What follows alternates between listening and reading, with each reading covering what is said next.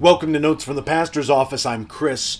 Today I want to talk to you a little bit about history. And if you follow me on social media at all, you follow my blog, you know that I'm interested in the topic of history. That's what I got my undergraduate degree in, and I'm a history geek. So I was really pleasantly surprised to, on Christmas morning, open up a package that contained the 2013 This Day in History History Channel desktop calendar. I love these calendars. You tear them off, and you just every day you get a new tidbit from history. And before I got into my calendar this morning, I checked social media and had seen someone commemorating this day in history. April 4th, 1968 is, of course, many of you know, the date that the Reverend Dr. Martin Luther King was assassinated. Of course, an incredible loss to the country, to the civil rights movement, to an entire people, because the Reverend Dr. Martin Luther King represented some of the very best that America has to offer, and his death was a real tragedy. I was a little surprised to read that wasn't the event for today. Now, the event for the day isn't anything to scoff at. In 1949, the treaty, or the pact to establish NATO, was signed.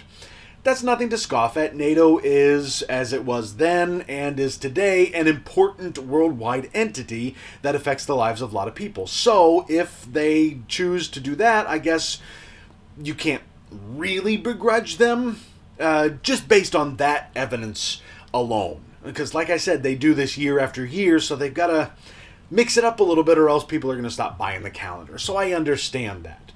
Well, I got a little curious and decided to go to other dates to see if they had replaced the real important events that happened on that day with other events. I just happened to flip to the next day and saw that on April 15th, 1994 is the date that it was discovered that Kurt Cobain had committed suicide.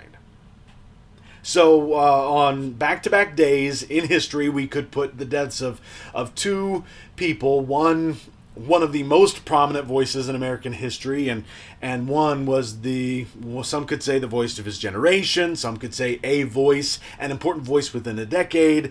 Of course, Kurt Cobain was the headman for Nirvana, and his music touched the lives of many people.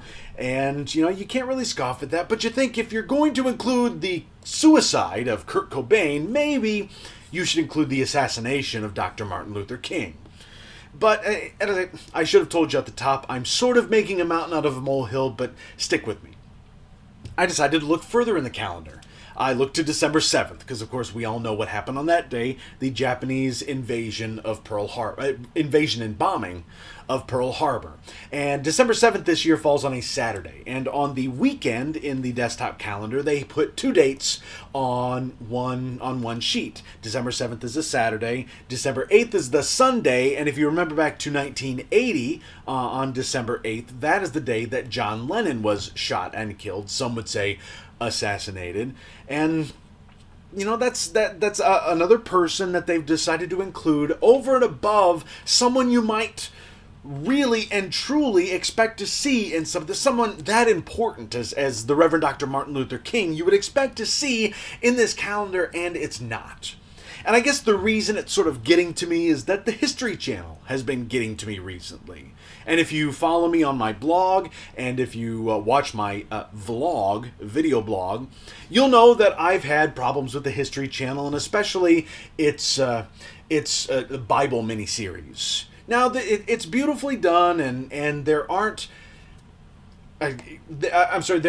big, huge problems with the stories that they are telling, other than a couple of casting problems, and then some of the stories they choose to omit, like not having any strong female characters' stories included in the entire book, except to have Mary Magdalene hanging around the disciples the whole time during Jesus' ministry, and beyond. I mean, there were problems with that. And then some of the media that Mark Burnett and Roma Downey, the producers of the event, decided to do that bothered me. But the History Channel's integrity is on the line. I mean, they're cashing in. The miniseries is probably going to win title for the biggest cable television event of the year.